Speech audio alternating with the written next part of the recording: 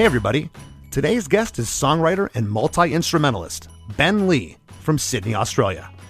Together we take a deep dive into the writing, recording, and inspiration behind the hit single Catch My Disease, taken from Ben's 2005 album Awake Is the New Sleep. Ben was beyond fun to talk to. What a wealth of songwriting knowledge, and more importantly, he's about as humble as they come. Ben mentioned that Catch My Disease was written backstage at a gig in Pomona, California, and that the loose, playful feel of the song, inspired by that initial writing session, translated perfectly when they went to record the actual record. Producer Brad Wood played drums on the track and mixed it as well, and his contributions cannot be understated. The sonics are killer, as is the mix. Ben co-wrote the song with a former band member, and what he says about that collaboration is about as honest and cool as it gets. Basically, he felt that without his bandmate's contribution to the song, it wouldn't have been anywhere near what the finished product is. And if all that isn't enough, we get to talk about a toy piano, something I had yet to do on Chris DeMakes a Podcast until now. For all this and a ton more, stick around. Hey, have you heard Chris DeMakes a Podcast? Hey, have you heard Chris DeMakes a Podcast? Hey, have you heard Chris DeMakes a Podcast? Hey, have you heard Chris DeMakes a Podcast? Well, hey Ben, how you going? I'm doing good, man. Did you notice I said how you going? How you going? Doing? Yeah. My wife has like a particular like aversion to that. She's always like, I'm going by foot. I'm going by car. I remember the first time I went to Australia, they kept saying, how you going? I didn't know what the heck they were talking about. How you going? Oh, that's different. But are you in Australia right now, or where are you at? No, I'm in LA. Okay, because if you were in Australia, it'd be like 7 o'clock in the morning tomorrow. Yeah, it's maybe even a little earlier. Yeah, my whole life has been built on navigating and straddling those time zones. So it's a balancing act, but it's one I'll carry the burden of. That's awesome. Well, I got to tell you, I've of course heard of you. I did not know that you did Catch My Disease. Oh, right on. Yeah, cool. I've heard this song a million. I'm embarrassed to say that. I've heard this song in Australia and England and Europe and the United States and Canada. I've heard it all over. And when my producer Chris said, "Hey, we got Ben Lee," I'm like, "Yeah, I know that name." He sent the song. I was like, "Are you kidding me? I love this track." Oh, cool, man. Well, you know what? For some reason, I feel like we did something way before that. Like you guys and me and my band, I think we did something at K-Rock together once. I don't remember, but I remember seeing a little cassette in my storage that said Ben Lee, less than Jake K-Rock. So, yeah, that's what happens with songs. They become bigger than us if you're lucky. Exactly, if you're lucky, and I love the career you've had. I call you a lifer. I consider myself a lifer. We're just out there taking our show door to door and just continuing to do what we do. You've put out a ton of records. You did 5 albums. And the album that the song is from, Catch My Disease, Awake Is the New Sleep, that was your 5th record that came out in 2005, and you've had 9 albums since. There's been a lot of like side projects too. I like to say we're currently sitting at an even 20. Yes. Because everyone knows the first 19 are the hardest.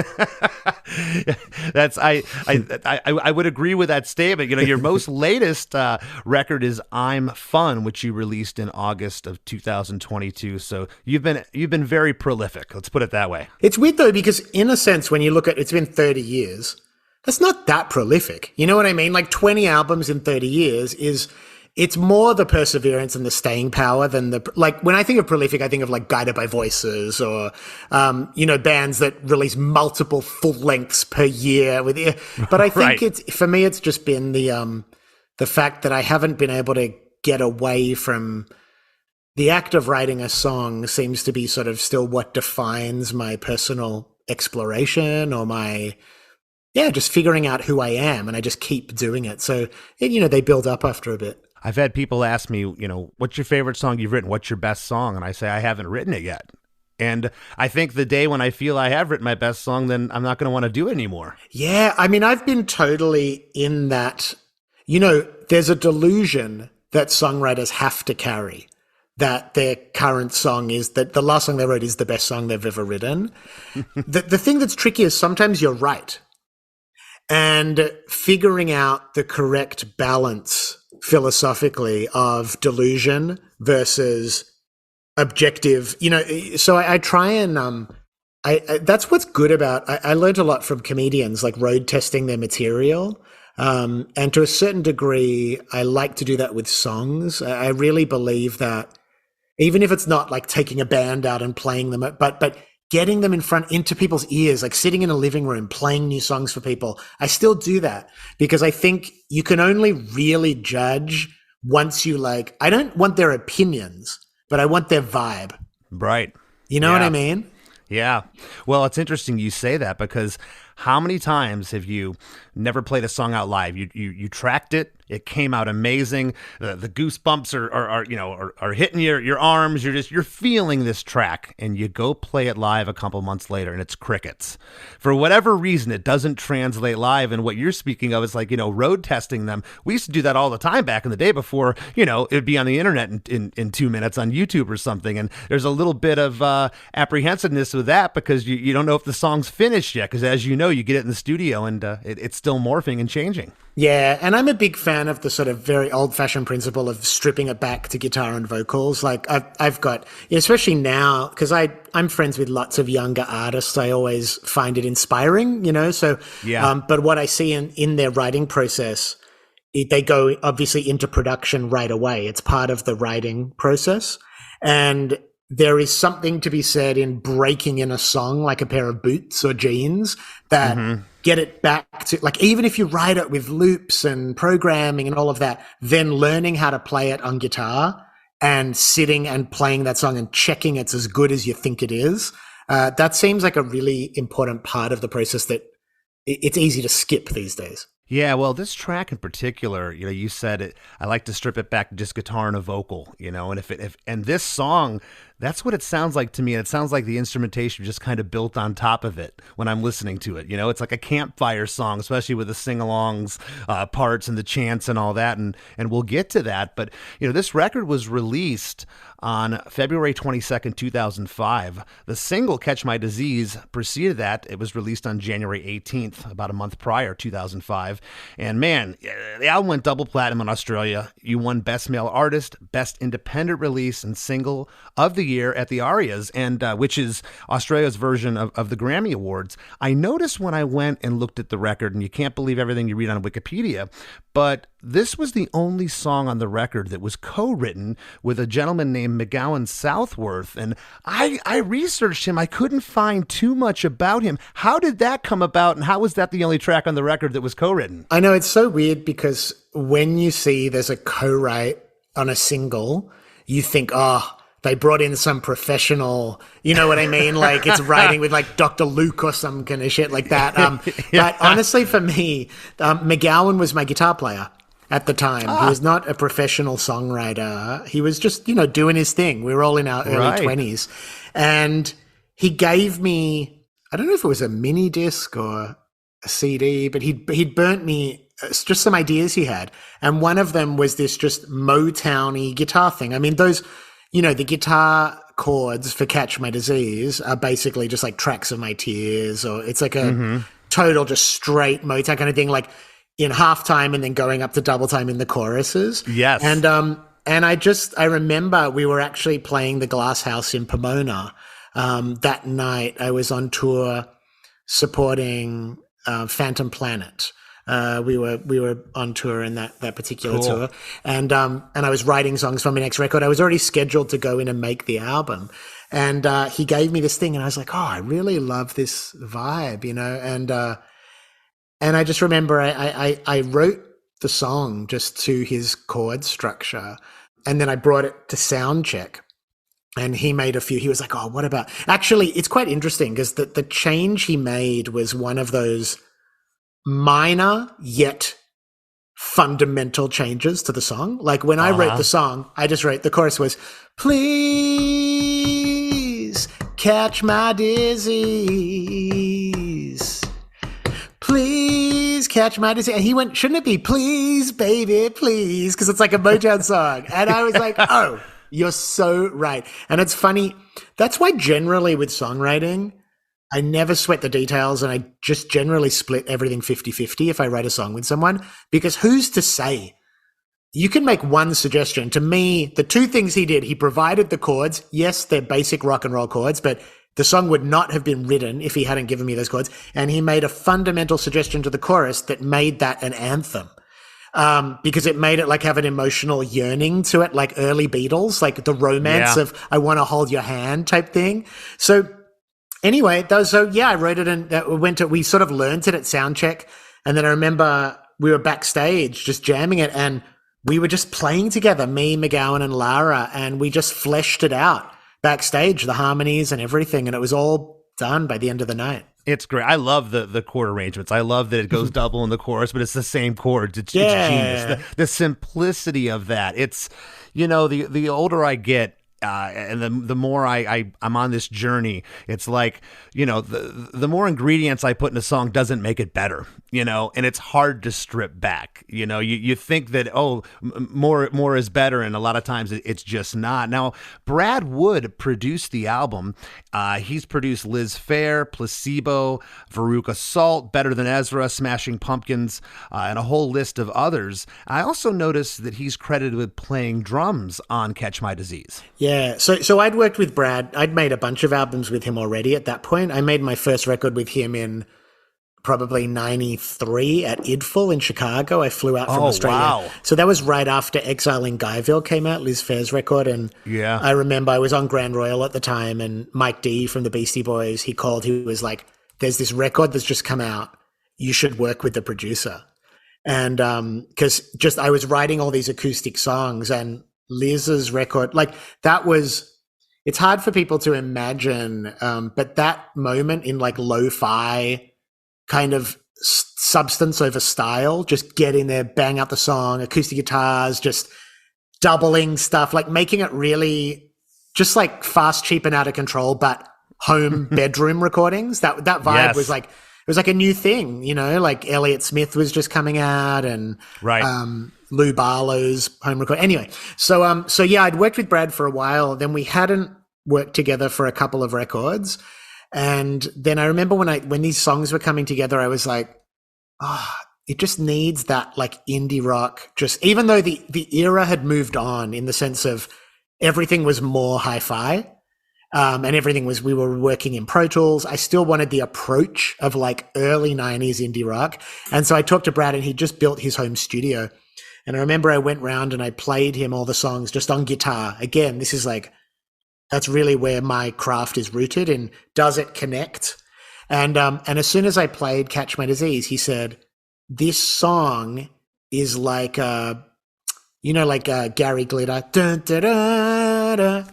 Yeah. Like that type of like arena song, but it's like cheeky. It's not totally earnest. So it's like a bit of it's like an indie rocker's arena song, and he just got it from the beginning. And I remember how he kind of knew the song was, I don't know about a hit, but he knew it was an important song on the record. And sometimes with those songs, you can overthink and over prepare for them.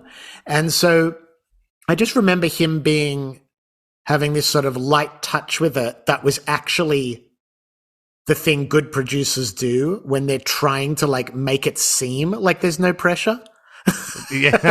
and we just, and so he's a great drummer. I love on all the early Liz Phair stuff and on my stuff, he would drum. He was really into drummers that also made sounds with their mouths. So he'd be like, oh, like he'd just like be like, it was this, and he'd mic drums with one mic, and it was just all about the spirit of it, really. Well, there's spirit all over this recording. You answered my question. You did do the record in Pro Tools, but it doesn't sound like it from the standpoint of I don't hear copying pasting here. When I go to the second chorus, it doesn't sound like the first chorus. The notes are the same. You're singing the same parts, but it's not copy and paste. I still use Pro Tools that way. I just think I just think, how lazy are you that you can't play the guitar part again? And now, if it's dance music, it's different, But for a song, it's like everyone should be playing the instruments, and those subtle variations are what make it exciting. Yeah, this song wouldn't be the same if it was cookie cutter. Not Yeah. at all. That Yeah. indie rock vibe you're talking about. There's something really honest with this track. If there was one word to describe it, it's honest. It feels real. I want to jump into the song. It's 4 minutes and 14 seconds, and I've said this a bunch on this show. Great songs that are arranged well and have amazing parts, they could be as long as they want to be, and they don't feel that long. This song goes by really quick for a 4 minute and 14 second song. The first 4 bars, it's a single drum. It sounds like foot stomps and hand claps. On bar 3, I hear like a 1, 2, and you get to 3, like a count panned off left. By the time it hits 3, it kind of disappears because on the 4th bar, a toy piano comes in, which is the main hook of this song. Bar 5 through 8, a bass guitar, acoustic guitar, and maybe a clean guitar. We could talk about that in a second. Is in here. They come in strumming chords, and on bar 8, an electric guitar comes in playing a lick panned off right that is mimicking that toy piano. As a B3 panned off left, B3 organ is playing off those main hooks. It's a very 70s feel and production in this song. I love it.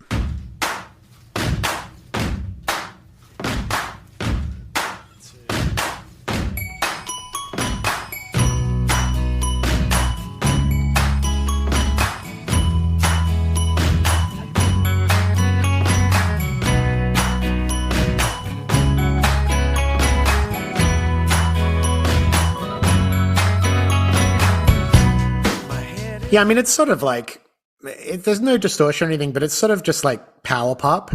I think of it as, I don't know, it's weird. Like, it is that honesty you're talking about. When you hear that in music, it makes everything new. Like, things only seem retro if the lyrical sentiment is not present. Like, once a lyricist is actually present in this moment, it could only exist in this moment. And then you can have retro elements and everything. But that's why I feel like My Morning Jacket, or like bands that have dabbled in, or Fleet Foxes that have dabbled in sort of retro sonics, they don't actually sound retro because the lyrics could never have been written in any other time than the present moment. That's a great point. There's some things in here that you would know this song wasn't, if you just listen to the music, maybe it could be from 1979 or 1989. It's kind of timeless in that sense, but Good Charlotte and Sleepy Jackson weren't around in 1979. So there's a dead giveaway right there. But this intro, how did the toy piano come about? I don't know if it was McGowan or Lara, one of them just played it. This was all backstage in Pomona. It was all like we had toy, we travel with a few little bits and pieces. Because toy pianos don't tune very well. They're kind of, That's right. They kind of stick out like a sore thumb, but that's the charm of this, and it makes the song, gives it that quality. It's awesome. Well, also, I think we got lucky because had the song been in any kind of irregular key, or the capo had not, I mean, like a toy piano is generally just like a C major scale or something, there's no black keys on it or anything like that. So yeah, we got lucky with it. But one of the things that Brad was understood about modern pop music that's a bit different to music from the 70s is how many hooks you can and probably should have in a pop song these days. And I remember when like the Black Eyed Peas came out and we talked about that, how it wasn't necessarily like my favorite music, but the amount of hooks in it were unreal. And it was like every time one hook came, like, yeah, the toy piano comes in this and it's like, oh, that's the hook. And then you have the lyrics going, that's the way I like it. And that's another hook. And then you have the la, na, na, na, na, na, like, and the hand claps. Like, it should just be like the entire song, which should be sort of made of hooks. Well, that's the bubblegum sort of side, Yeah, this song's insane with the hooks. I mean, and that's the way I like it. I'm sure that you had people think that was the title of the song. That in and of itself is almost like another chorus, that part. Yeah, I had people put that, the label, I think, put it in parentheses after and all that. Like, because people would call, I'd be like, can I hear that's the way I like it song? But I also think I'm a big believer in titles. I think titles for songs, like a lot of my songs, they're like marketing slogans. And I think having an interesting title for a song also gets people in the door. And I don't think calling it That's the Way I Like It would have been as intriguing as a song called Catch My Disease. Absolutely not. I agree with you. I think people just sort of, it's having a unique title. I always encourage my friends who are artists to like have interesting titles. Did you do a demo of this song or did you build it in the studio? Well, we did. We recorded it backstage in Pomona. Let me see if I've got it. We just recorded it here. This is it. They had drum sex when the doors opened, and that's the way I like it. That's the way I like it. A menage a trois is okay, and that's the way I like it. So please, baby, please, open your heart and catch my disease. So It's there. I mean, it's like basically written, like Yeah. And now from that demo, how much changed arrangement-wise with the track, if you recall? Was it pretty much what we have here? Yeah, basically it was like that Brad had the idea of the stomps and the claps. And Yeah. some of the, like, having the electric echo, the na-na-na-na-na-na-na, that was a totally studio moment. And it sounds like it because it's so left field, but what a cool part Yeah. that is. It's that blues note. It's that blues note that you would not Yeah. expect in a song like that. Yeah. I was going to say, it goes to that chord. You're like, what just happened? It only happens in that moment. I absolutely love that. Thank you for sharing that, by the way. Yeah, cool. That's really cool. Well, we come out of this intro and we're right into verse 1. My head is a box filled with nothing, and that's the way I like it. My garden's a secret compartment, and that's the way I like it. And that's the way I like it. Your body's a dream that turns violent, and that's the way I like it. And that's the way I like it. The winter is long in the city, and that's the way I like it. So please. My head is a box full of nothing. And that's the way I like it. My garden's a secret compartment. And that's the way I like it. And that's the way I like it. Your body's a dream that turns violent. And that's the way I like it. And that's the way I like it. The winter is long in the city. And that's the way I like it. Yeah. Well, like my entire philosophy artistically is built on the choice to be happy, not out of naivety, but the decision to be optimistic, to like embrace life, even with all of its ugliness and its horror, that it's like, and so a lot of what I do in my lyrics is celebrate absurdity, and like commit myself to it in all of its tension, and the tensions between wisdom and stupidity, and the tensions between like sensuality and violence, and the hardship of living in New York during the wintertime, and all those things, and just almost like the bravado. Like for me, rock and roll is about shrugging off difficulty because you're cool. That's basically it. You know what I mean? So it's funny because if you look at like the Strokes, or like a band that you would think of as more traditionally like rock and roll, like their vision than what I do, it's kind of the same thing. It's like, man, we're a vibe. We can handle it. We can handle it. And that's like what my lyrics are too a lot of the time. They're kind of just saying that like, yeah, it's kind of difficult. It's kind of tricky. But I dig it. I dig life, Right. And man, this song is just so major and so happy, and that's the way I like it. It's such a positive lyric, and it's happy. Yeah. And sometimes happy is sappy and like, oh, get it away from me. But in this instance, it's not. It's uplifting. No, well, this song also reveals like, my garden's a secret compartment. It's like I'm basically telling you as the listener, I'm not showing you what my actual cards here. Like who I actually am is private, and it's like that's a very spiritual idea that like the Tao that can be told is not the real Tao. Like as soon as you say anything, and I've battled with this with songwriting for a long time, that like you want to capture things, these ideas and these sentiments, but they're never as good as you want them to be, or they're never as perfect because you can't capture the tender, impossible nature of existence, you know? So I think that's, again, part of it's part of the facade, is sort of the like, hey, this is as much as I can show you. Man, you're dangerous. I'm afraid of running into you backstage. We could talk for 6 hours about that alone.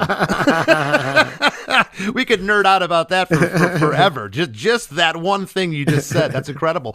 Well, the drums come in on verse 1 with the bass guitar, acoustics, electric guitars, and the B3 panned off left. On That's the Way I Like It, we get harmonies on each one of those. Harmony's kind of panned off slight right. Am I also hearing a unison in there too with the lead vocal? I mean, probably, because we ended up, there was like one drunken night. You know, you always have your gang vocals night. We were out somewhere. It was like a Jason Faulkner and Jenny Lewis, all these people. And then I was like, everyone, let's go back to the studio, do gang vocals. And then there's probably some unison. And so I don't know what was going on. Okay. Well, it's loose, but it's great. It has to be loose for this. It can't be locked. And the other thing I love about this song, which isn't a lot of times conducive to having a hit song, Ben, is that every verse and every chorus changes. There's new elements coming in. There's a lot to digest here in this song. It's not really just the simple pop song that the chord arrangement makes it out to be. Yeah, well, that's kind of what I'm saying. That's the craft. Like, the craft it's like comedy. It's why we love comedy, that you basically have people up on stage pretending not to understand anything. And yet the craft, to be able to communicate that, requires such intelligence and so many micro decisions for the audience to feel safe with that process. So I look at the craft as like, how complex can it be before anyone notices it? Oh, wow. Like, I want as many changes that you might not even notice unless you really take a look at the song. And I just don't want to be like heavy-handed. I never wanted...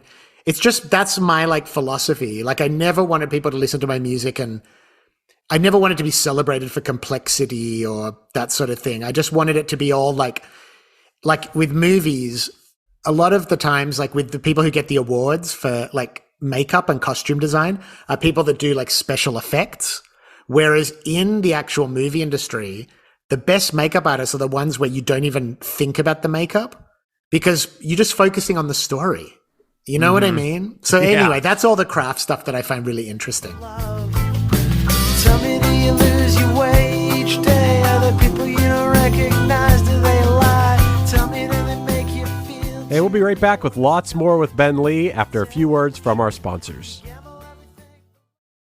Do you like to laugh, geek out on music, and learn all about that band or artist who had that one song back in the day, but then seemed to fall off the face of the earth?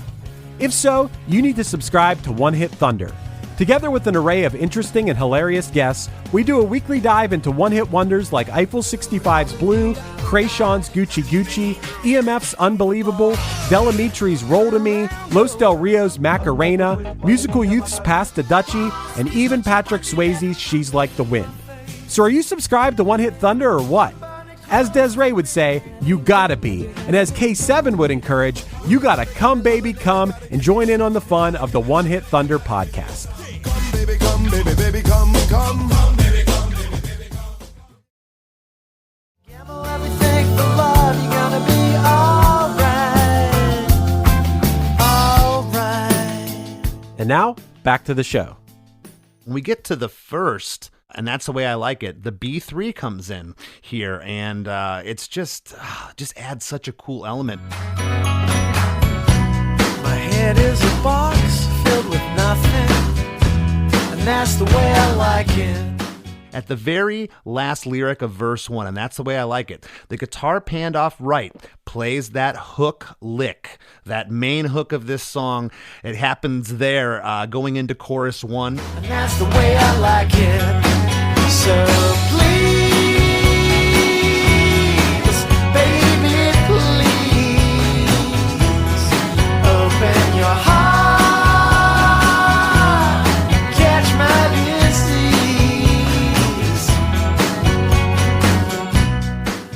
So please, baby, please, open your heart, catch my disease. I remember reading about the early Beatles. There was like a theory that every single song was actually a song from the artists to their female fans saying, please love me. And that's why that model for connecting with your audience is actually like a really beautiful model where the artist is singing to the audience, trying to earn their love. And I love that idea that the song was saying like, hey, I'm here, audience, like, let's connect, basically. Like, I'm ready to give. Are you ready to receive? And then making it sort of a little gross, catch my disease, is a funny idea too, because, hookiness, stickiness, it's all a little bit perverse because you get things stuck in your head and you don't want to. It doesn't always feel good. And it's also a little bit like you're being infected with something when there's like a marketing thing that like gets in your mind and you can't stop thinking about it, or a hook in a song. So there's something fun about acknowledging that this is a little bit of a perverse process, that this is about me trying to like share illness with the audience.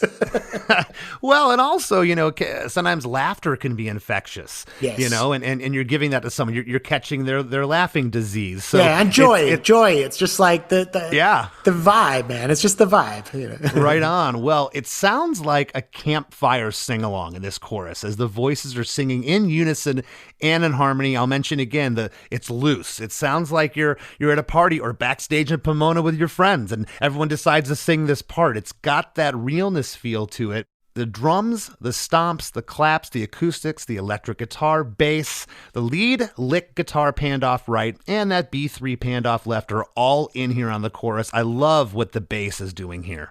It's not, taking over. It's sitting in its place, but it's just perfect. I love the tone of it. And then, you talk about putting stuff in songs, and this is really interesting. I've previewed a lot of songs on this show. I don't recall a guitar lick from the verse going into the chorus and the same lick coming out of the chorus to take us back in to verse 2. I love that. Oh, yeah. I mean, it's like, I'm sure there are, because it's like there must be songs that use loops that do that. Yeah. There definitely is. I can't think of one off the top of my head. And that when that came by, I'm like, that is really cool. I love that hook right there. It plays the same hook that took us into the chorus to take us out of chorus 1 and into verse 2. It's great. It's great. Cool. It's simple, but like when that came by, I was like, that's really neat. Verse 2. I was backstage in Pomona, and that's the way I like it. She drank beer with Coca-Cola, and that's the way I like it. And that's the way I like it. She told me about the winds from Santa Ana, and that's the way I like it. And that's the way I like it. She told me she loved me like fireworks, and that's the way I like it. I was backstage in Pomona, and that's the way I like it. She drank beer with Coca-Cola, and that's the way I like it. And that's the way I like it. She told me about the winds from Santa Ana, and that's the way I like it. And that's the way I like it. She told me she loved me like fireworks, and that's the way I like it. Yeah, I think that was just a combination of a lot of different like romantic situations in my life, because we were in Pomona when I wrote that, but the last time I'd been in Pomona, I'd been chasing this sort of wanted to hang out with this musician I had a crush on, Maria Taylor from Azure Ray, who's become a friend now over the years. But anyway, I had a crush on her. And so I think I was remembering that being, the beer and Coca-Cola thing was not real. That just sort of rhymed, semi rhymed. But then there's another girl I'd been dating, this girl, Melanie. I had bad allergies while I was making this album. And so she was telling me about the Santa Ana winds. So that's, and then she also had said that beautiful line had something she'd said to me. I said, do you like that? I think it was like, do you like that restaurant? And she said, I love that restaurant, like fireworks. And I was like, oh my God, that is like the most romantic lyric that she was from the South and she used to say things that were like Like we'd hear a siren go by and she'd say, I hope they're okay. And like all these like beautiful like southern little details that I just loved. So anyway, all that found its way into the song. Are you a hopeless romantic, Ben? I mean, I'm hopeful. You're a hopeful romantic. I like that. That hopeful romantic. Well, the instrumentation here on verse 2 is pretty much the same as verse 1, except on the line, she drank beer with Coca-Cola. The B3 comes in here playing a new bouncy hook that's really playful. She drank beer with Coca-Cola, and that's the way I like it, and that's the way I like it. She told me about. You haven't heard that bounciness yet. It's like there's something about that just it's really grooving there. And that's the way I like it. You get all those harmonies again. On the line, right after she told me about the winds from Santa Ana, the B3 gets a little bit busier there. And on the fireworks line, the B3 plays chord pads here for the rest of verse 2. And it's really cool how it opens up here. I like it. She told me she loved me like fireworks, and that's the way I like it. And then we get that guitar hook panned off right to take us into chorus 2. The way I like it. So please, baby, please, open your eyes and catch my disease. So please, baby, please, come on and catch my disease. Catch it. Everything when you're producing, it's basically about the journey.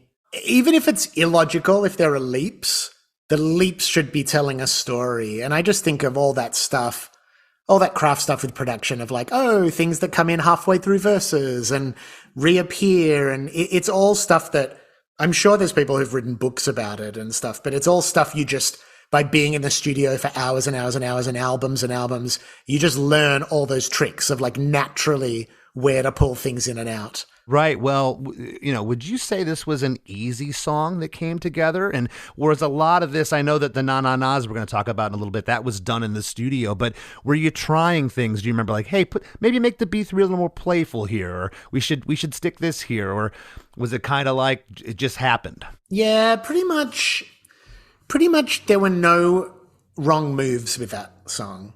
I think it probably came together over a couple days. I do remember my manager, I mean, we'll get to it, but when we get to the bridge, like my manager really questioned the line, they don't play me on the radio. He was not, so there was a conversation, but I think of fun as an incredibly precise compass. And when you're having that much fun making something, chances are people are going to have fun listening to it. And you can't second guess it too much. Right. Have you ever banged your head against the wall trying to get a part in the studio? Like it's just not coming together. Yeah, and songs. Sometimes there's whole songs that you do like 3 different versions of. And then you kind of realize, oh, this is fundamentally the song's fault, or this isn't the right song for this project. There might be another project where this song would be more at home. But right now, I'm a big fan of, I like how Tom Waits talks about songs though, that they're also kind of like wild animals that you need to like make peace with and train a little bit, because you have to dominate them and you have to show them who's boss. And sometimes songs will take you down up the garden path, we say in Australia, where it's like they'll take you on a confusing journey that you didn't need to go on. And sometimes you need to like treat them mean and keep them keen, you know? That's awesome. Well, chorus 2 is a double chorus, and it sounds like a high unison vocal comes in here, like up an octave on this chorus that wasn't there on chorus 1. And there probably is, it's probably what you'd say, which is great because the song keeps building. The lyrics are, so please, baby, please, open your eyes, catch my disease. So please, baby, please, come on, catch my disease. Catch it. And on the third line, open your eyes, there's a lyric change. Eyes instead of heart from chorus 1. Why just in chorus 2? Why did it go to eyes there? I don't know. Just because when you're playing a song, like what can happen if it's too much repetition when you're playing live?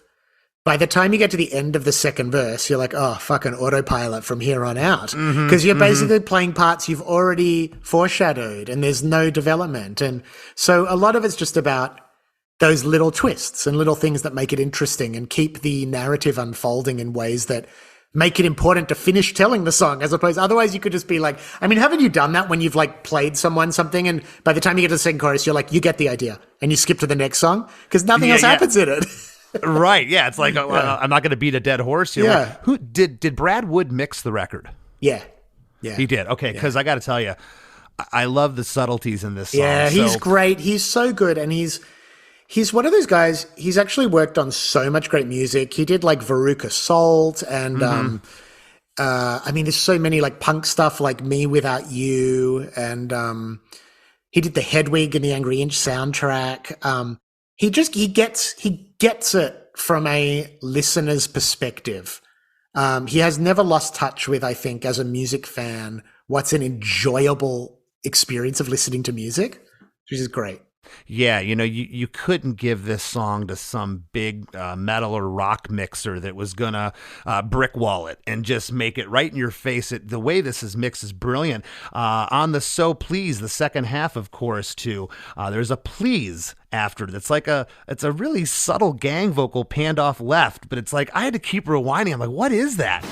So please, baby, please.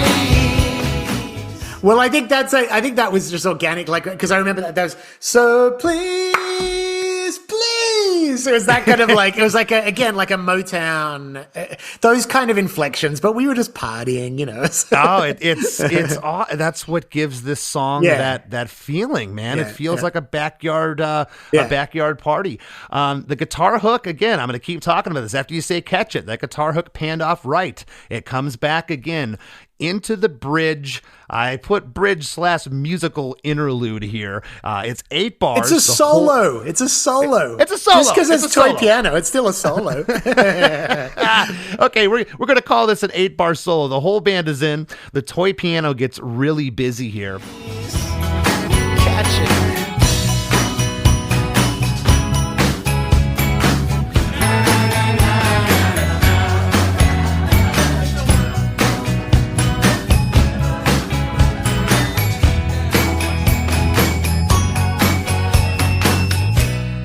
On bar 3, you get that na na na part. Okay. So that was Lara did that solo, and she just hit that descending melody,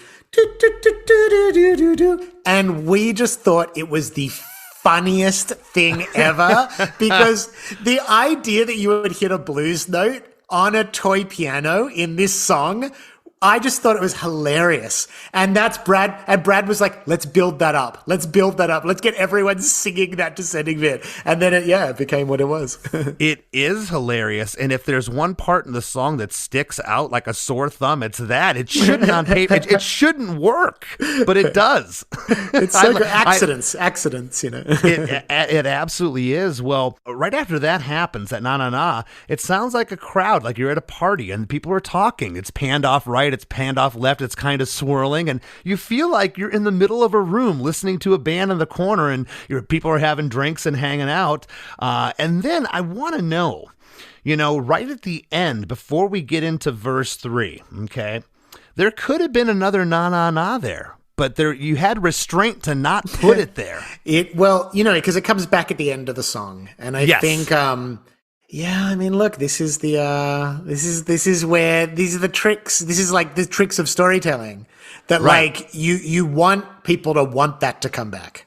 Mm-hmm. If you deliver hooks too many times too early, they're not hungry for them by the end. Oh man, you want to talk about driving myself crazy? That'd be one thing. I would go to bed every night and it would be like, should it be there? Yes. And then I wake up in the morning and go, no. Just once. And then the next day I'd be like, it has to be there twice. But don't you think, that's where I sort of trust the process of creativity? Like when she played the solo, she only put it in once. And it was funny because it only happened once. And then her solo went somewhere else at the end. So it just would have been contrived to sort of like, I don't know, it's just sort of like, that's where you follow the creative flow of actually how the song's unfolding in the studio. Right. Well, it's great. Verse 3. They play Good Charlotte on the radio, and that's the way I like it. They play Sleepy Jackson on the radio, and that's the way I like it. Yeah, that's the way I like it.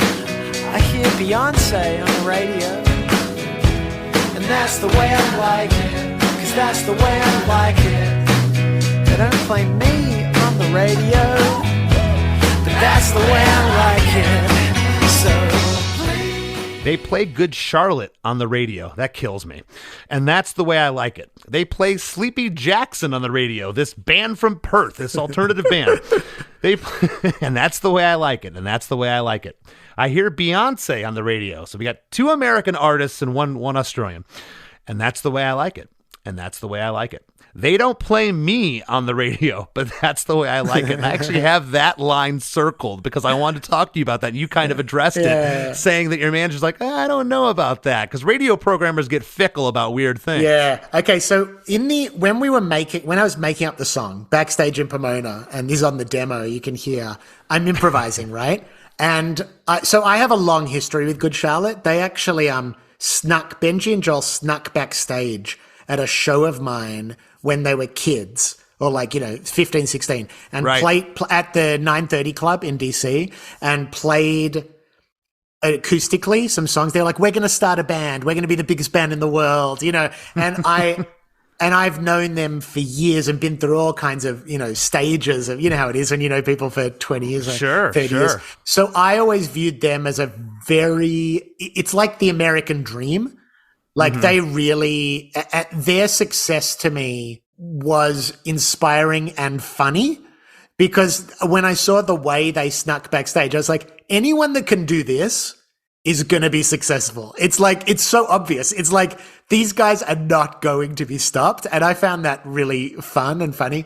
But I did like the idea of saying, they don't play me on the radio, and that's the way I like it. And I suppose my aesthetic is really captured in the 3 bands that I reference, in that I've always loved pop culture.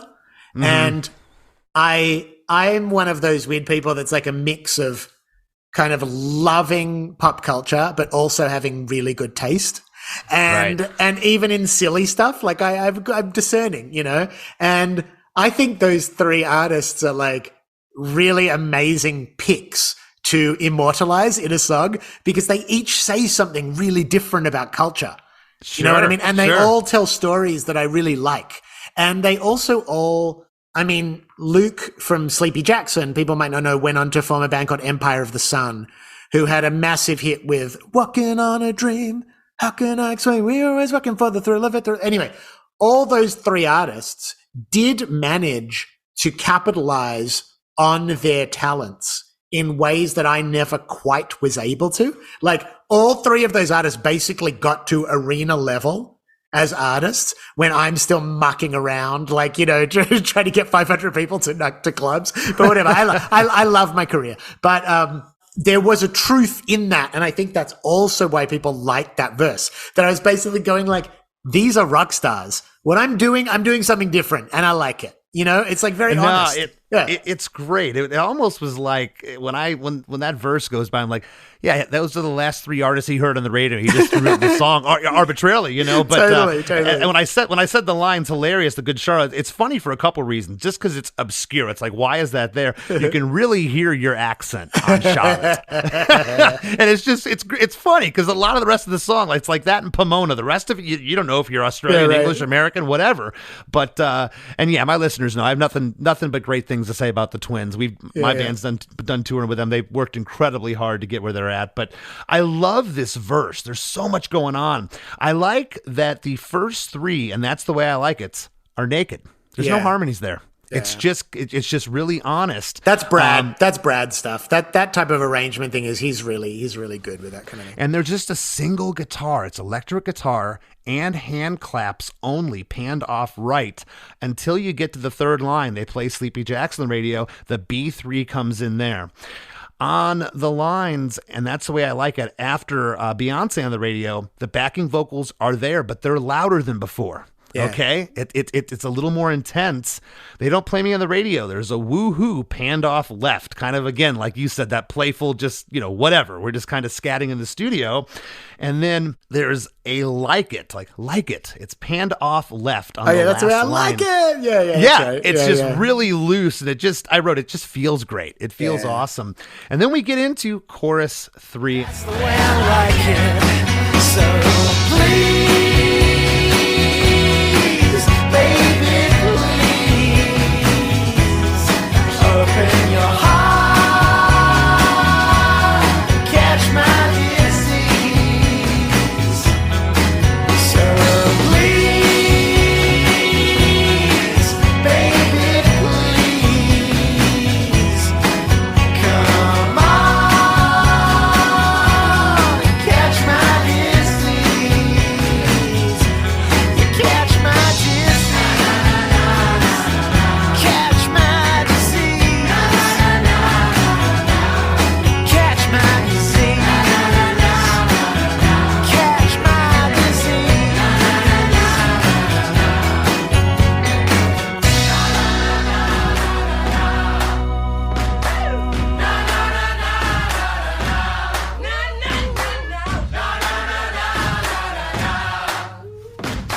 So please, baby, please, open your heart. We're back to heart. It's not eyes. Open your heart and catch my disease. So please, baby, please, come on, catch my disease. And then you say, catch my disease with those na-na-nas 4 more times before we get to the outro. The second line, and there's harmonies on everything here. On the second line, there's a sneeze off left. Open your heart. Who sneezed? Me. Like I said, that was Your allergies. It was the Santa Ana winds. Okay. And was that an actual fake sneeze or was that a real sneeze? No, that was a real sneeze. It was we would have been in. I don't remember if that was in the group vocals or in my. It actually might have been on my guitar track. I have a feeling that was on my acoustic guitar track, and I'm getting through the song, and then I just sneezed at one point, and Brad was like, "We're keeping that in," which makes sense because that guitar is panned off left, and that's where the sneeze is at. Right. That is awesome. Well, the whole band is in on chorus 3. That lead guitar panned off right is busier here. It's happening more, and there's a staccato guitar or keyboard. Din, din, din, din, din, Yeah. Was that a guitar? I think it's both. I think the guitar's doing like a little Motowny, like higher voicing of chord, and the toy piano is like, instead of just going da da da da da da da da, it starts going da da da da da da da da da da da da. Yes. It just, everything is like, the groove is getting bigger. Well, that hammering of that part that's happening here in chorus 3, that wasn't in chorus 1 or chorus 2. It gives it a really cool urgency and ushers in a new feel here at the end of the song. And I think it's great. On the line, come on, there's a great moving harmony under this come on. Yeah. That's Lara. Lara had great harmony ideas. Yeah. I love that because it's nowhere else in the song. And I picked that out. It's great. Come on, catch my disease. And the guitar hook after Catch My Disease before the na-nas, it happens again to launch us into that part. And all those na-nas harken back to the bridge that happens that one time. So the bridge was or solo, excuse me. That was foreshadowing for the na-na-nas at the end. And then this outro's killer. It's not 2 bars, 4 bars. It's 6 bars of na-na-nas. On the second bar, there's a woo. Again, just panned off left.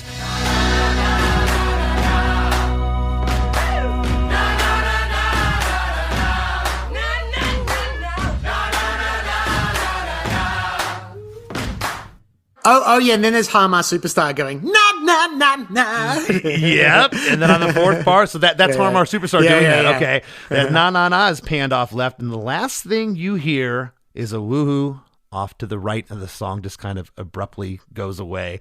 What a track, man. Congratulations. Thank you. I mean, it's beautiful. I've actually never heard it broken down like that. It's fun to realize that.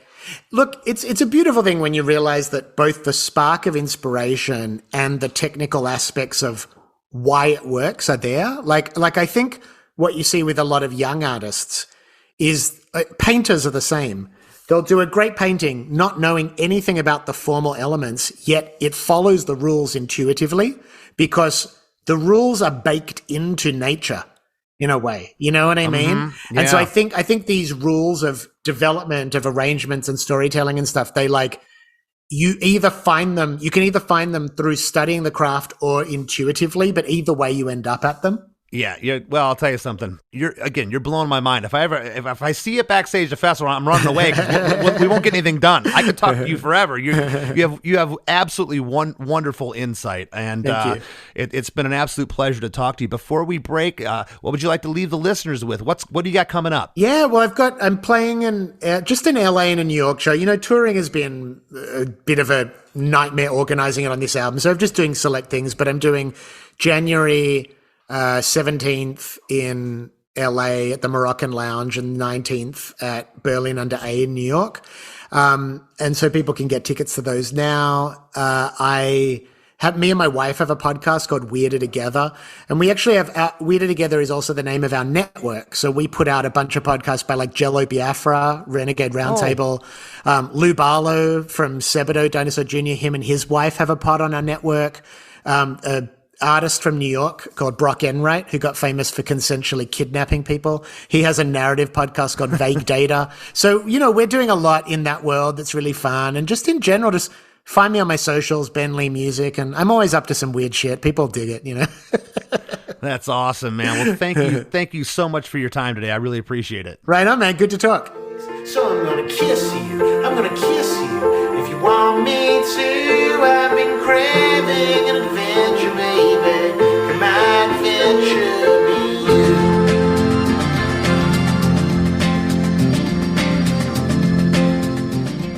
Well, that episode was so much fun. I just subscribed to Weirder Together. But before you go listen to that podcast, we still got more Chris DeMakes a Podcast right after a few quick words from our sponsors.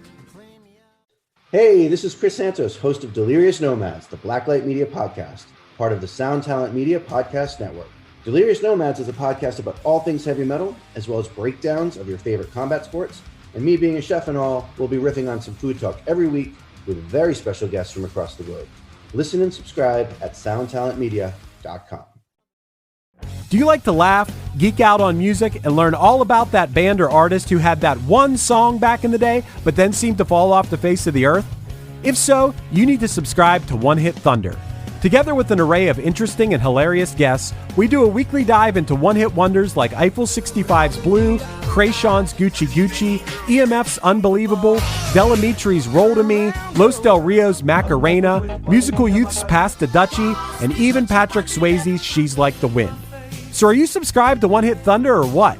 As Desiree would say, you gotta be. And as K7 would encourage, you gotta come baby come and join in on the fun of the One Hit Thunder podcast. Come baby, come baby, baby, come, come. Come baby, come baby, baby, come. As we near the end of the show, here's a band you might not know. Welcome to this week's Band You Might Not Know. If you'd like your band to be considered for Chris DeMakes a Podcast, all you have to do is email your best song via MP3 only and a short bio to bandyoumightnotknow@gmail.com. This week's featured artist is Dave Eats Mud, a punk band consisting of 4 hip dudes of varying good looks from Washington, D.C. The band is Andrew on drums, Dan on the bass, Dave on vocals and guitar, and Jim on lead guitar. Here's a snippet of their song, Fox Den Fun Times.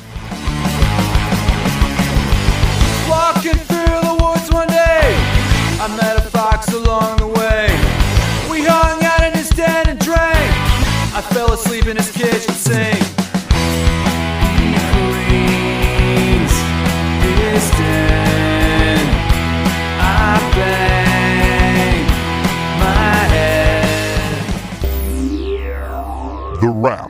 Chris and Chris.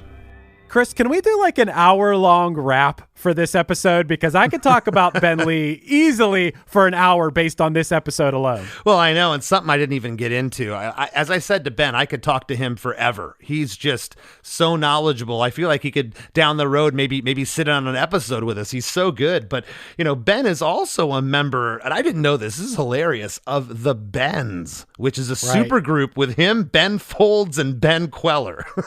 Yeah, dude. And they have a song called Bruised, which is absolutely amazing. I think they did that, I think it was like over a decade ago now, and they did maybe one tour and they released an EP. I love the Bens. I heard a rumor that Ben Gibbard was a part of it, if they were like getting back together or something, which would make sense. Another powerhouse Ben in the Bens. But hey, dude, when he came on the screen, I was like, there he is.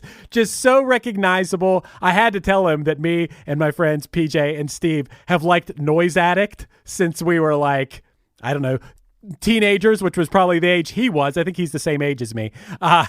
They were signed to Grand Royal, the Beastie Boys record label. They had some music videos on 120 Minutes back in the day. So I've been a Ben Lee fan forever. Very recognizable. And I got to say, a true delight of a human being. What a nice guy. Just listening to you guys talk, and I'm sure that people listening might have felt this too. I felt like I was friends with the guy. Yeah, he was just like we were long lost buddies that just picked right back up where we left off. He was so easy and great to talk to. And what a career. Like I said, he's a lifer. He's out there. He's released, he kind of downplayed how prolific he's been. He's released a ton of music. He's out there. He gigs. At the end of the show, he was talking about how him and his wife have a podcast network, and he's just, he stays busy. There's so many things about this episode that I took note of, and I think I'll never forget.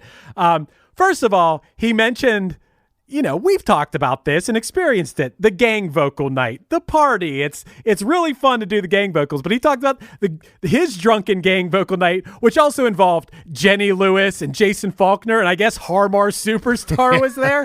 I wish I could have been a fly on the wall in that room, because that sounds like an ultimate party. And we've all had those where we're going to do some shouts and some gang vocals, and it always ends up being a really fun time. And man, does it shine through in this track. I kept saying this feels like I'm at a backyard party or backstage at Pomona.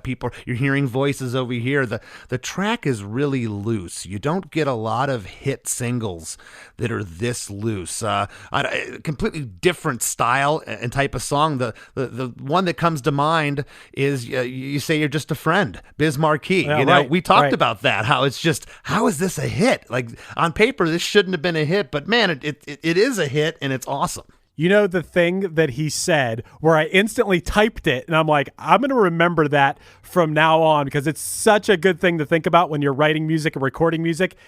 He said, when you're having that much fun making something, chances are that people will have fun listening to it. And I was like, whoa, that is inspiring. That made me want to pick up a guitar and write a song right now, but I had to finish this. I had to finish this podcast. It made me want to go record with my friends. It's just such a good quote. He had a ton of one-liners, and it sounds like even producer Brad Wood comes from that train of thought. It's just the spontaneity. He kept mentioning the indie bands and how it was loose, even though they did this in Pro Tools. They didn't want everything to be carbon copied and, cookie cutter, cut and pasted. It has to have a vibe. And this sounds like a real band. As I mentioned to Ben, it sounds like a guy in the corner singing a song with an acoustic, and they just built all this stuff around it. And let's talk about the toy piano for a second. Like, yeah, how crazy is that? I can't recall a hit single with a toy piano. I know there probably exists, but off the top of my head, or one that has this much toy piano in it. Yeah. And like you said,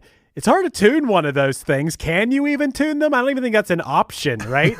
Well, this song is pretty major, and there's, as he mentioned, there's no black keys on the toy piano, but it just seems to work. It gives it that. Again, it gives it like the feel of like, hey, there's nothing for my buddy to play here. He'll sing with us, but oh wait, there's a toy piano in the corner, because all the other instruments are spoken for. He'll play the toy piano, It adds to that party feel of this song, the feel good effect that this song has on you. Dude, I was impressed, and I thought it was amazing how much he opened about that verse where the verse with like the romantic lyrics. down to who they were about. You know, like he was like, whatever, this is about this woman, this is about this woman, just laughing, having a good time.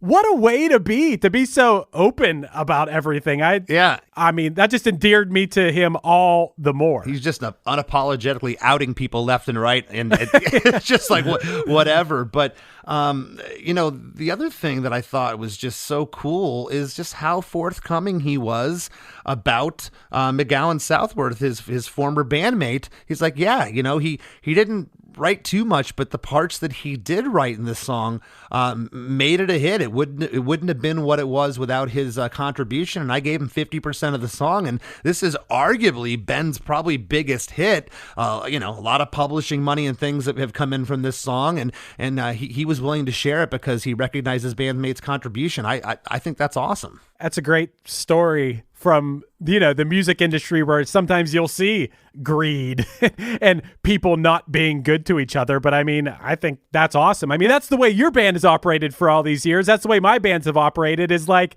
you treat each other fairly. Everyone has vested interest in what you're doing. And that's how, I don't know, in my opinion, how to be the most successful. Well, yeah, especially bands like ours that live on the road. Same with Ben. He makes his money in his career being out there door to door, bringing his sounds to people, and that's what we do. And if you're going to be out there missing your family as much as the next guy, you better be getting compensated the same as they are. Or there's going to be a lot of animosity. I've said that before. That's how bands break up. But I thought that was really cool that he gave him credit. And this song, what else can you say about it? It's as far as a hit goes, it's not cookie cutter, same chorus over and over. There's just twists and turns throughout the whole thing. But at the end of the day, it is a hit. I love when you were talking about the title of the song, the main lyric of the song, Catch My Disease, that he talked about how having something stuck in your head, it doesn't always feel good. It can feel like a disease if it's something you don't want stuck in there. It's some commercial jingle. Yeah.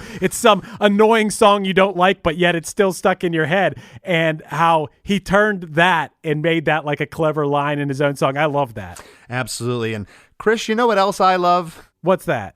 I love when you segue into this. Yeah, look, every time you're better.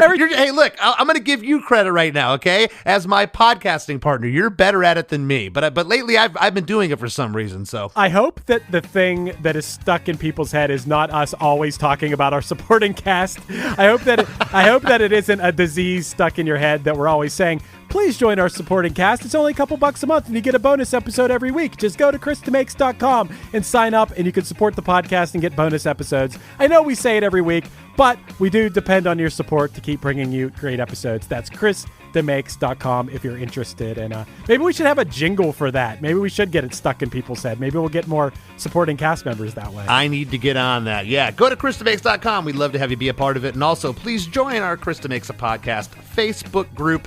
It's a lot of fun. We'd love to have you in there. With over 4,000 members, it's a grand old time. And please give me a follow on Instagram at Less Than Christy. And I'm still doing those custom songs and jingles. Hit me up for more info at chrisdemakes@gmail.com. Want to thank this week's guest, Ben Lee, for sitting in with us, and we'll see you next week.